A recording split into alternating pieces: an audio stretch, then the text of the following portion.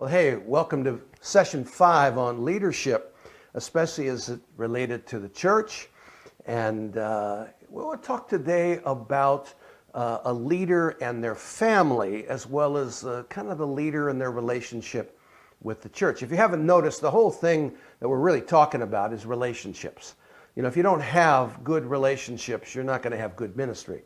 All of ministry really is relationally based. And we see that certainly in the ministry of Jesus. But let me just share a few things on this. Like, you know, first of all, the relationships that are important starts with the call. We talked about that last time. You got to make sure you're really called of God. There could be nothing more miserable than to try and be a leader in church and in church life and not be called to it. Because, you know, sheep bite and all of that. So, you know, it's important to recognize that hey, you know, the congregation's important and your call is to bless people, but you know, your first congregation, if you will, is your family. Now, if you're single, then your focus can be more on the ministry of the church, but you got to be careful.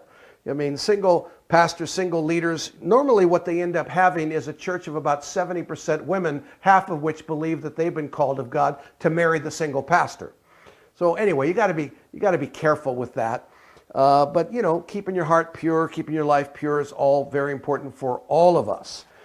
If you're going to get married, which is highly recommended, even by God, I mean, make sure the choice that you make. So a lot of times, you know, people come to ministry later in life, and so you kind of already have your wife, and so you got to make the best of it. But if nothing else, you want to make sure you're on the same page. I mean, you know, in other words, you better know that your spouse is in agreement with you being in the ministry.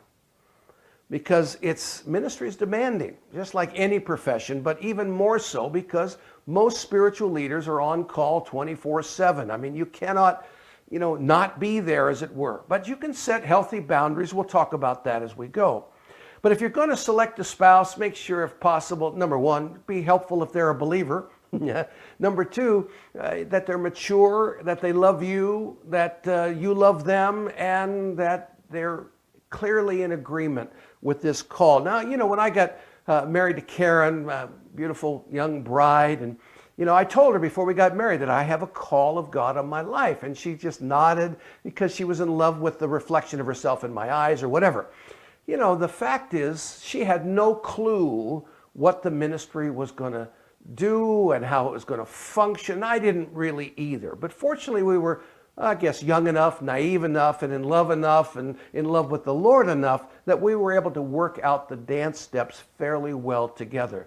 But ministry creates great pressure on families. And so you got to be careful about, again, the choice you make. So his or her character should be sound, and they should have their own spiritual relationship. I mean, I know a lot of pastors will say, you know, I'm not just your husband, but I'm also your pastor. You know, good luck with that. Your husband, your wife, that's your primary role inside your house, not being the spiritual leader of a congregation. No, you're going to love each other, care for each other, but you got to work out the dance steps together. I mean, you know, there's a whole lot of teaching I've done in the past on marriage and family, and one of the things I talk about a lot is power and who's got the power in the family, who wears the pants. And as I've said many times, if everything's going well, neither one of you are wearing the pants. You're having a good time. You're enjoying life together. Because inside the home is a sacred space, and it needs to be made sacred. You need to have healthy boundaries. So there should be special time for family that the congregation is not invited to. They're not a part of. Your kids need to know, if you have kids, that they're special.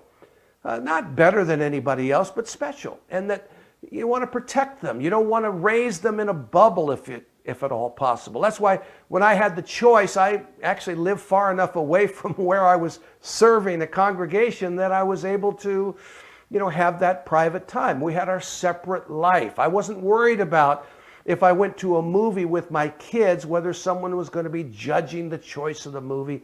All that nonsense. Anyway, these are decisions you have to make. At all times, husband and wife, honor your spouse. Speak well of them, especially in public. Resist every urge to bring shame and reproach upon your spouse. I mean, it's easy to do sometimes, especially if you tend to be a more passive-aggressive individual, to bring up some of the faults and failures and foibles of a spouse, and you got to resist that. Because people hear it, and I remember one time my bride, she was talking to elders in the church, and she and I had had a disagreement about something, and so she was not feeling very good toward me, and she shared that with this couple. And they came unraveled. They thought they'd had to reside the church because the whole church was falling apart because we were getting divorced. And we looked at each other and said, you know, homicide we've thought about, and suicide could be an option, but divorce? I mean, that's just not even in our vocabulary. But so you got to be careful about what you say, especially publicly about your spouse. And again, as a husband, as a wife, whatever your role is in leadership, you want to take care of your family to the best of your ability.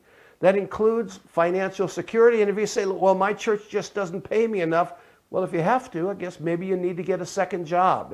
And you got to do what you got to do to take care of your family.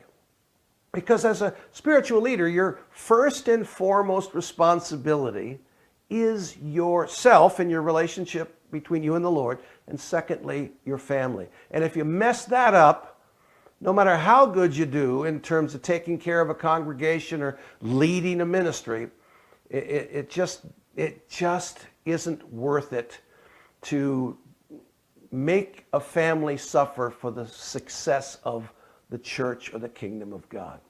Hey, we're going to continue on in the next one. We're going to talk about the relationship between a spiritual leader and their church. We'll go over that one in just the next session.